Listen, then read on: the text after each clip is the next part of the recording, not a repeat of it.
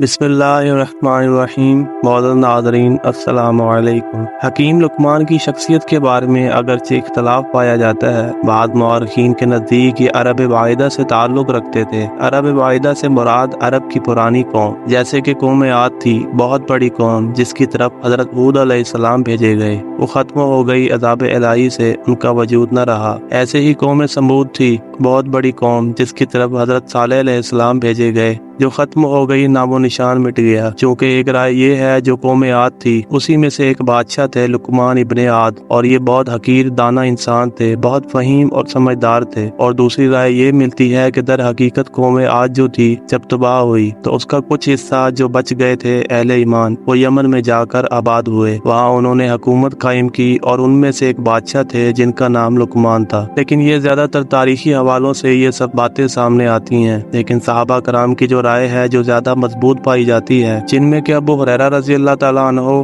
عباس رضی اللہ تعالیٰ عنہ، جابر بن عبداللہ انصاری، پھر تابعین میں سے سعید ابن مسیب رضی اللہ تعالیٰ عنہ سے مروی ہے۔ ان سب صحابہ کرام کی رائے یہ ہے کہ حکیم لقمان یہ اصل میں سوڈان کے رہنے والے تھے، حبشی نسل میں سے تھے، اور سوڈان کا جو شمالی کنارہ جو نیبیا کہلاتا ہے وہ تقریباً مصر اور سوڈان کے درمیان میں واقع ہے۔ حکیم لقمان وہاں کے رہنے والے تھے۔ یہ وہ حکیم نہیں تھے جو ڈاکٹر کی طرح ہوتا ہے، یہ مفکر تھے جسے حکیم الامت کہتے ہیں، یعنی حکمت کی باتیں کرنے والا۔ عرب کے لوگ حکیم لقمان کی کہاوتیں، ان کے واقعات، ان کے مشورے بچپن سے سنتے تھے اور انہیں قابل احترام شخصیت سمجھتے تھے۔ حکیم لقمان جنہیں اللہ تعالیٰ نے اتنا بڑا مقام عطا فرمایا کہ ان کے نام پر قرآن پاک میں سورہ لقمان سورت رکھی۔ ان کی بے شمار نصیحتوں میں سے 8 ایسی نصیحتیں تھیں جنہیں اللہ تعالیٰ نے سورہ لقمان میں آیت نمبر 12 سے 19 میں بیان فرمائی۔ یہ نصیحتیں حکیم لقمان نے اپنے بیٹے کو کی تھیں۔ ان کے علاوہ اللہ تعالیٰ نے مزید 2 نصیحتیں بھی جمع کی جو والدین کے ساتھ حسن سلوک کے بارے میں آئیں۔ حکیم لقمان تاریخ میں ایک معروف شخصیت ہیں۔ وہ نہ تو نبی تھے، نہ کسی نبی کے پیروکار، اور نہ ہی صحابی تھے۔ ان کا شمار ان شخصیات میں ہوتا ہے جنہوں نے حکمت اور دانائی سے انسانیت کی رہنمائی فرمائی۔ قرآن مجید کی سورہ لقمان میں ان کا ذکر خاص طور پر آیا ہے، جہاں انہوں نے توحید اور آخرت کے بارے میں اپنی نصیحتیں بیان کی۔ انہوں نے کبھی کسی نبی کی پیروی کا حکم نہیں دیا، بلکہ ان کی نصیحتیں عام انسانوں کے لیے تھیں جو خالصتاً توحید اور آخرت کے عقیدے پر مبنی تھیں۔ اگر وہ نبی ہوتے تو نبی پر یہ لازم ہوتا ہے کہ وہ دین کی تعلیم دیتے وقت اپنی پیروی کا حکم دیتے، لیکن حکیم لقمان نے ہمیشہ اپنی نصیحتوں میں اللہ کی وحدانیت اور آخرت کی بات کی۔ یہ بات اس بات کی عکاسی کرتی ہے کہ حکمت اور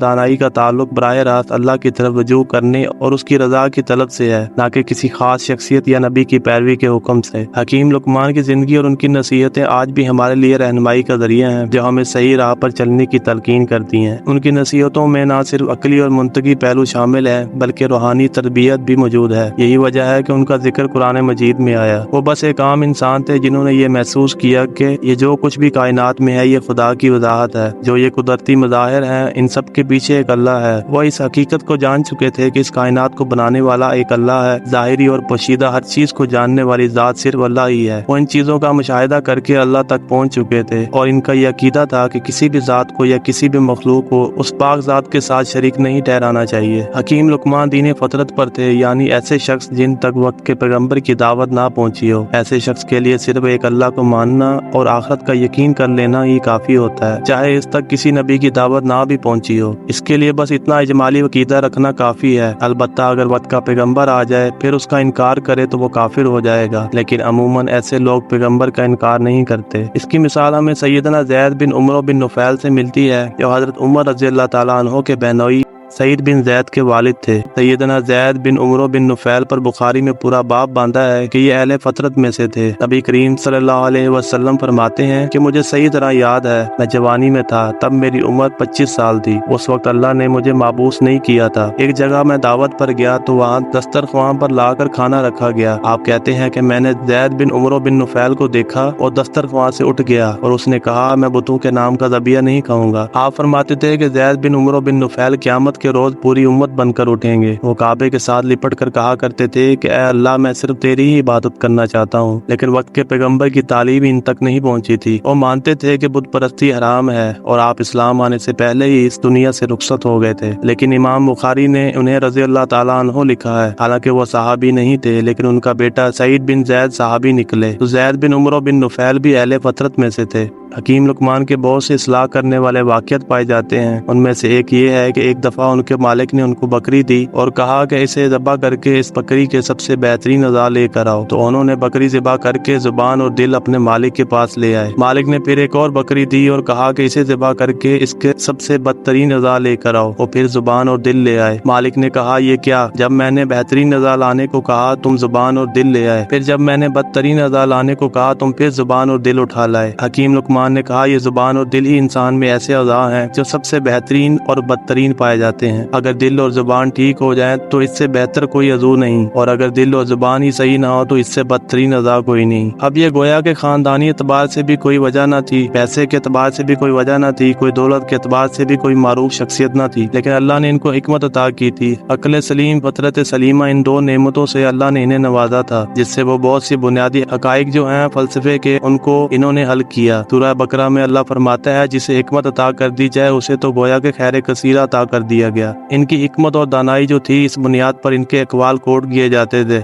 अरब में ये हकीमुल उम्मत थे, इन्हें माना जाता था वो बहुत ही मुसल्लिम थे, वो बहुत बड़े फलसफी थे, बड़े दाना इंसान थे। जैसे हमारे यहाँ बहुत से उलमा, स्कॉलर, डॉक्टर इकबाल के शायर कोट करते हैं, तो यही कोट करने का अंदाज अरब में भी था। ये शोरा और खुतबा कोट किया करते थे। अरब के बड़े बड़े शायर हकीम लुकमान के अकवाल का जिक्र किया करते थे और हवाला दिया करते थे। तारीख में ये भी आता है कि हजूर सल्लल्लाहु अलैहि वसल्लम से एक शख्स ने आकर मामला किया था। 3 साल कबल हिजरत से मक्के में आया और कहा कि ए मोहम्मद सल्लल्लाहु अलैहि वसल्लम, मैंने सुना है कि तुम बहुत उम्दा कलाम पेश करते हो, तो मेरे पास भी एक कलाम है जो बहुत उम्दा है। मैं अपना कलाम पेश करता हूँ, तुम क्या पेश करते हो, तुम वो लाओ। तो उस शख्स ने हजरत लुकमान का कलाम पढ़कर सुनाया। फिर हुजूर सल्लल्लाहु अलैहि वसल्लम ने कुरान पाक पढ़कर सुनाया। उस शख्स ने तस्लीम किया कि वाक़ियतन जो कलाम आप पेश कर रहे हैं वो बहुत बुलंदतर है, बहुत आला है। अगरचे ये कि इसका ईमान लाना साबित नहीं है, ईमान नहीं लाया, वापस चला गया और एक जंग में मारा गया। बहरहाल कुरान मजीद में इनका जिक्र आना इस अंदाज से इस इत्माम हुज्जत के तौर पर था कि हजरत लुकमान के नसाए को अल्लाह ने सूरह लुकमान में बुनियादी तौर पर मुशरिकीन अरब को कहा कि देखो, जिन बातों की तालीम मोहम्मद सल्लल्लाहु अलैहि वसल्लम तुम्हें दे रहे हैं, जिन बातों को मानने की दावत दे रहे हैं, और जिस हकीम लुकमान को तुम लोग इतना बड़ा बुजुर्ग समझते हो, दाना इंसान समझते हो, जिसके अकवाल को तुम कोट करते हो, तुम्हारे खुतबा शोरा जिसका हवाला देते हैं, तो इसकी भी बुनियादी तालीम वही थी जो आज मोहम्मद सल्लल्लाहु अलैहि वसल्लम तुम्हें पेश कर रहे हैं। हकीम लुकमान की बाकी कहावतें तो तुम सुनते और सुनाते हो, क्या तुम्हें ये नसीहत नहीं मालूम? इस अक्लमंद शख्स की सबसे पहली और असल नसीहत ही शिरक ना करने की थी कि अल्लाह के साथ कभी शिरक ना करना। बेशक शिरक सबसे बड़ा गुनाह और सबसे बड़ा जुल्म है। तुमने इसकी खास नसीहत तो बुला दी। ये थी हजरत हकीम लुकमान अलैहिस्सलाम की मुख्तसर तारीख। आपको ये वीडियो कैसी लगी नीचे कमेंट्स में जरूर बताइएगा। वीडियो को लाइक करें, शेयर करें और सब्सक्राइब करें ताकि आपको हमारी हर नई वीडियो की अपडेट मिलती रहे।